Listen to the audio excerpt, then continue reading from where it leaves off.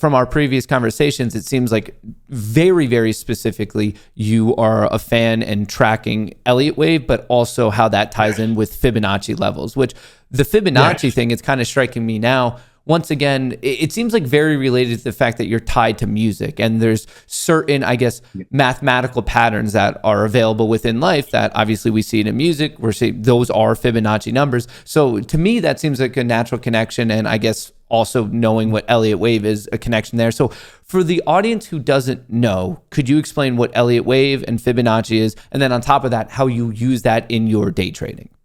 Sure. The most important thing that I could tell you right off the bat is that Elliott wave does not take into consideration or track economic or fundamental changes.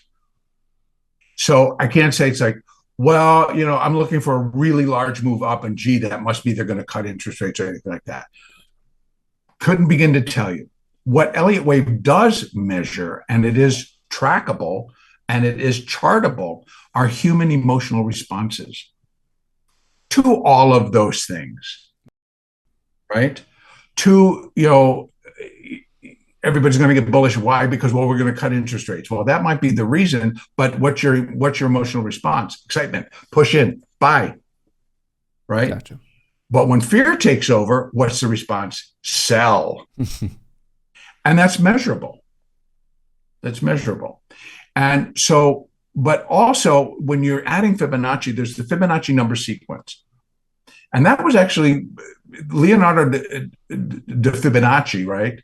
Was alive in the 12th century. That's when he came up with this number sequence. And then it was R.N. Elliott who took that number sequence and took the combinations of Fibonacci, right? Where we have 0.382, 0.5, 0.618. These are retracements or levels that we can add to a chart and we use.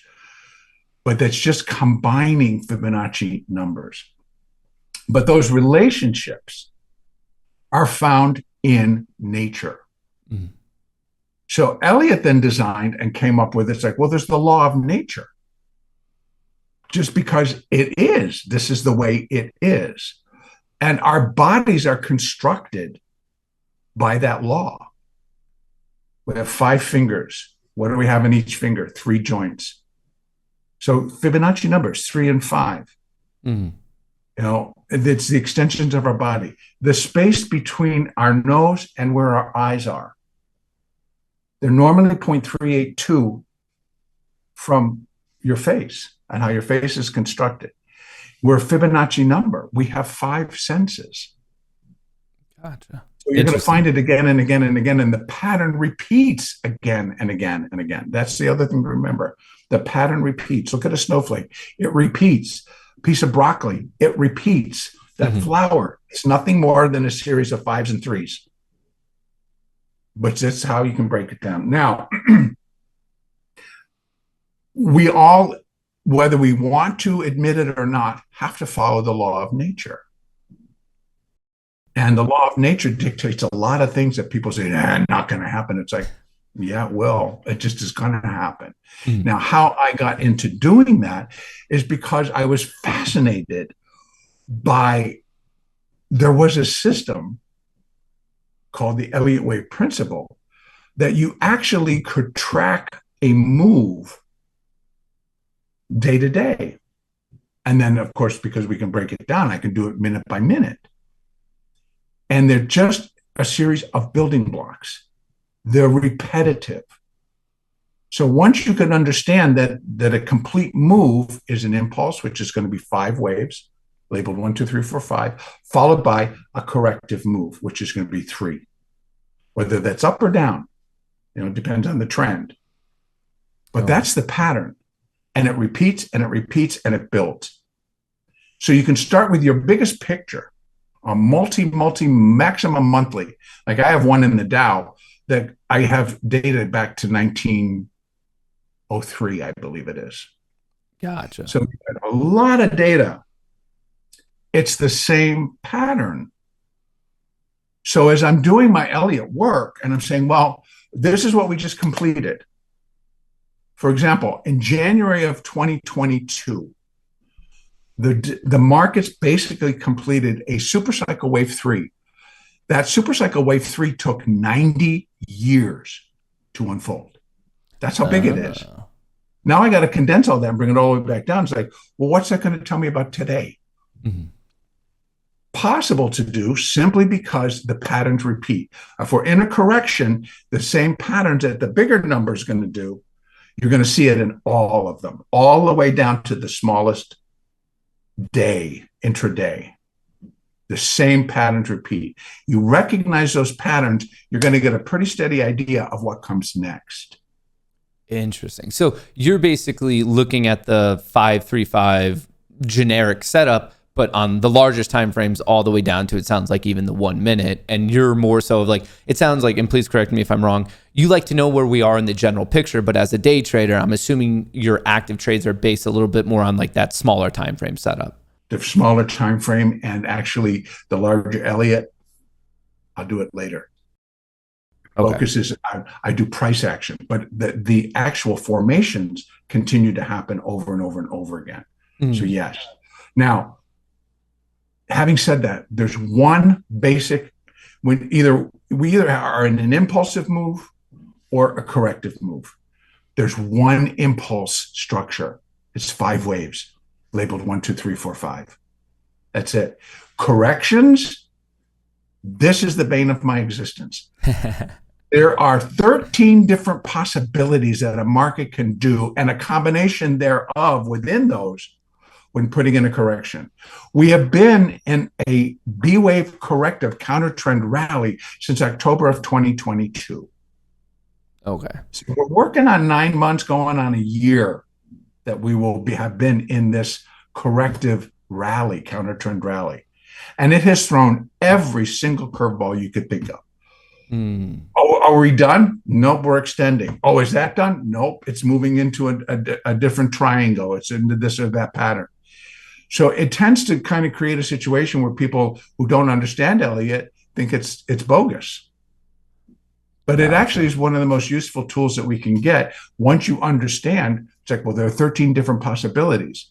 How do you want to trade that? If you're a big picture trader, well, you're going to have to build a position that's going to go for that bigger move.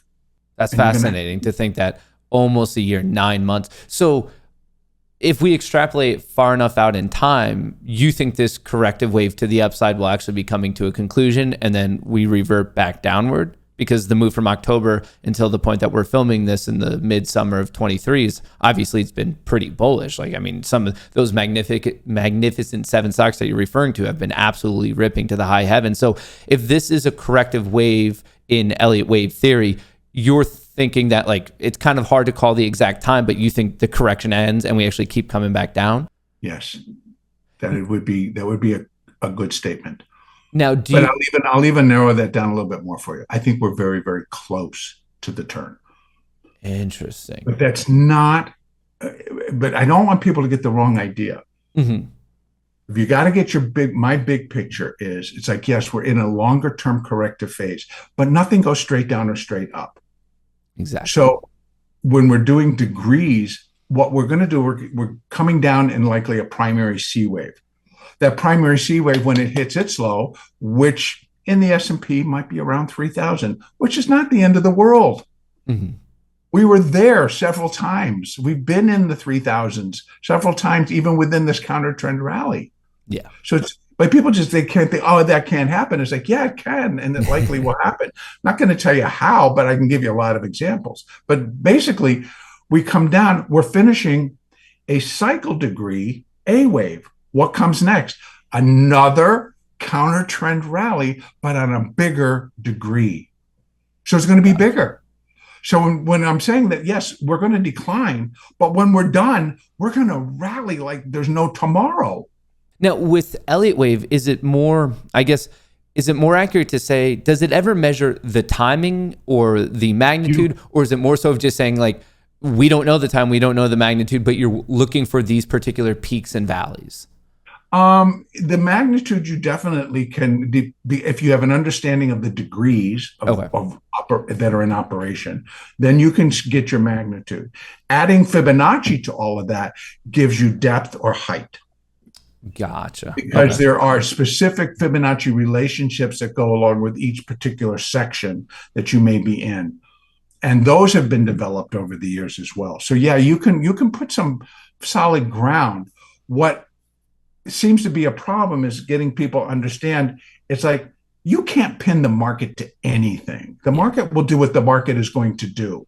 When we have to think about that, there are thousands of traders moving in and out of the market at any given time for a bunch of different reasons. And now we're all quantitative. It's not like me standing with a pencil and a piece of paper and figuring this out in the crowd. It's all computerized. My brain, as quick as I think it is in no way going to be competitive with an algorithm that is working, is functioning. There's the trade. Trade's done before my eyes even saw it.